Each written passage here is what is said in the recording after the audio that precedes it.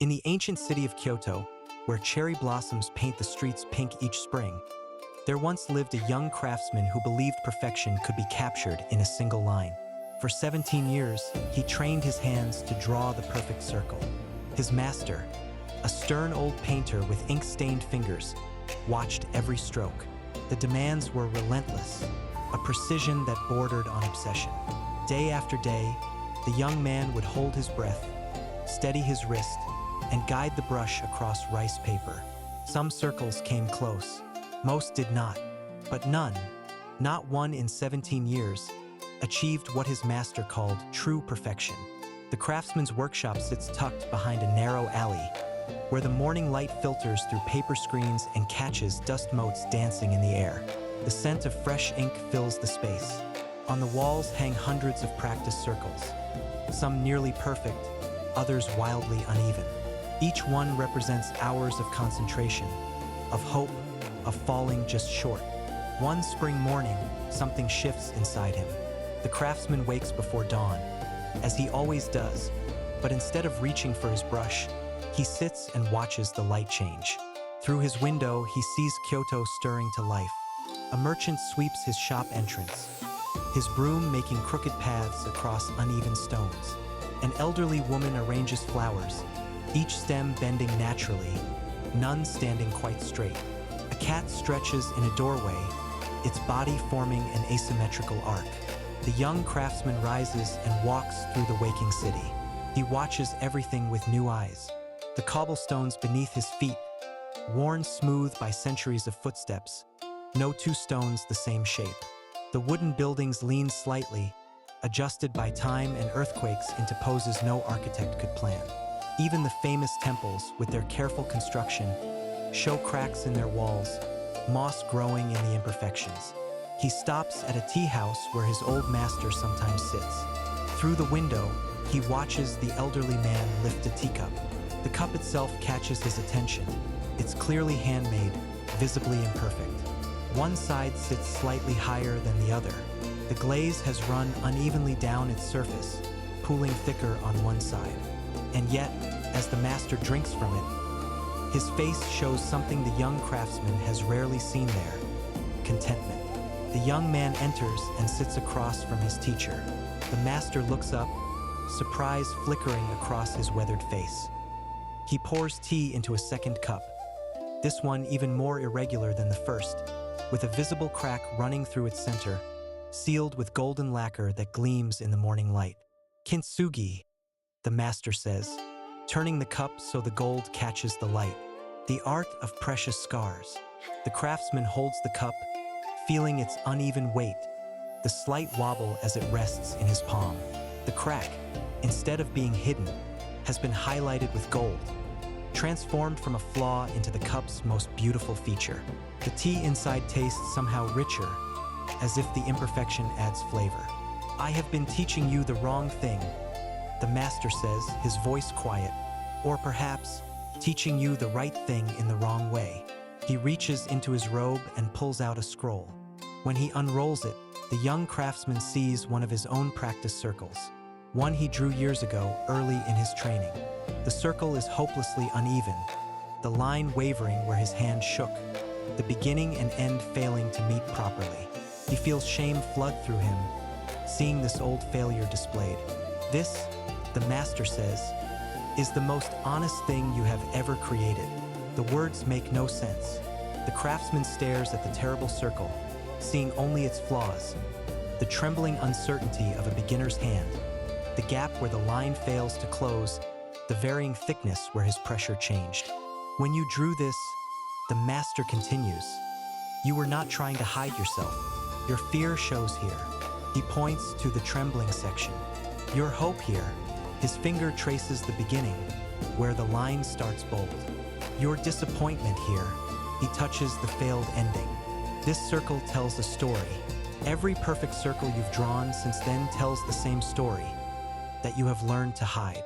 Cherry blossoms drift past the tea house window, each petal spinning in its own chaotic pattern. No two paths the same. They land on the ground in random arrangements that somehow look more beautiful than any intentional design. The master sets down his cup, The sound it makes against the wooden table is slightly off-key, imperfect, real. The Japanese call it Wabi-Sabi, he explains. The beauty of imperfection, the grace of impermanence, the honor of the incomplete. He gestures around the tea house. The young craftsman begins to see what his master means. The wooden beam overhead has a visible knot, dark and distinct. Instead of cutting around it, the builder has made it the center of the design. The ceramic vase on the shelf leans slightly, its asymmetry giving it character. Even the flower arrangement inside 3 stems of cherry blossoms stands at irregular heights, creating a natural beauty no symmetry could match. Your 17 years of practice, the master says, have taught you control. That is good. Control is necessary. But control without humanity creates objects, not art. The perfect circle you seek exists only in mathematics. In life, everything curves slightly, everything breaks eventually, everything dies. This is not a flaw. This is the truth. The craftsman looks down at his hands. They are strong hands, trained hands, hands that can hold a brush steady for hours.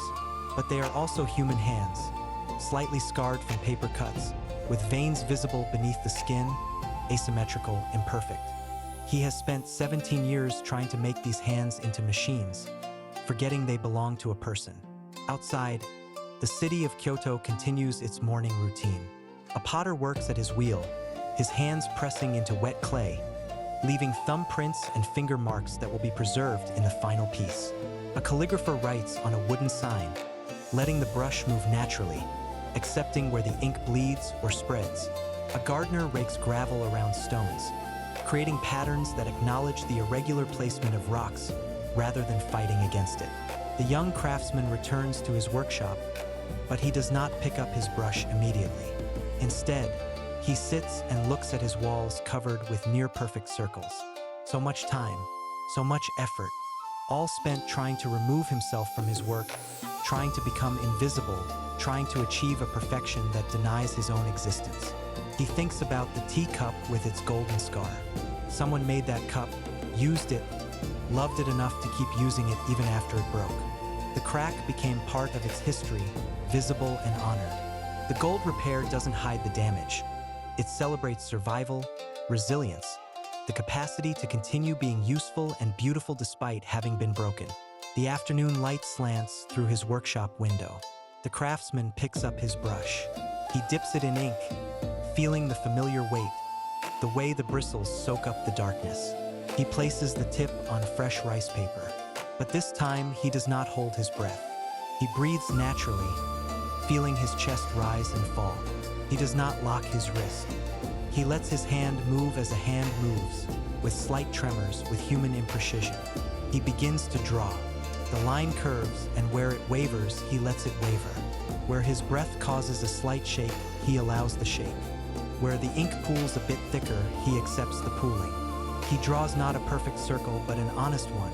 A circle that shows a human being tried to make something beautiful and got this particular result, today, in this light, in this moment.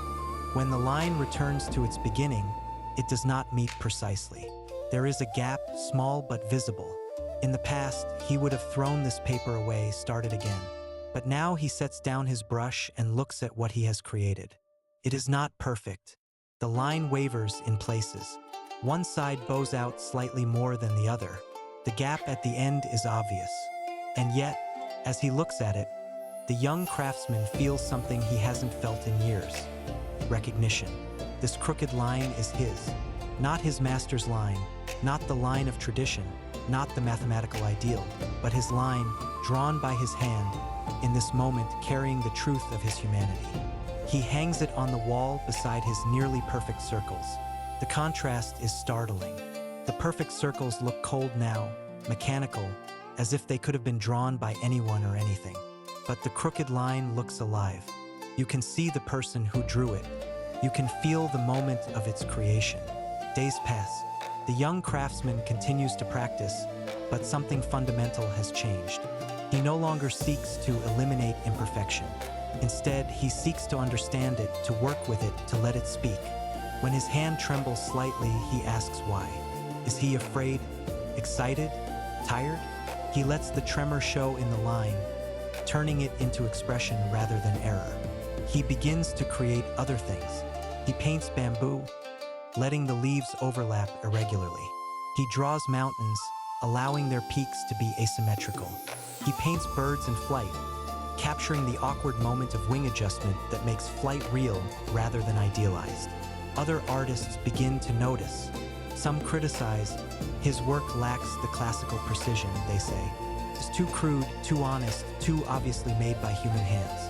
But others respond to something in his pieces. They look at his paintings and see not just the subject, but the moment of creation. They feel the presence of the artist, the humanity in each stroke. One day, a potter visits his workshop. She brings with her a bowl, deliberately asymmetrical, with a texture that shows every fingerprint from its creation. "I heard you understand Wabi-Sabi," she says. The craftsman takes the bowl, feeling its uneven weight, the way it sits slightly off-center in his palms.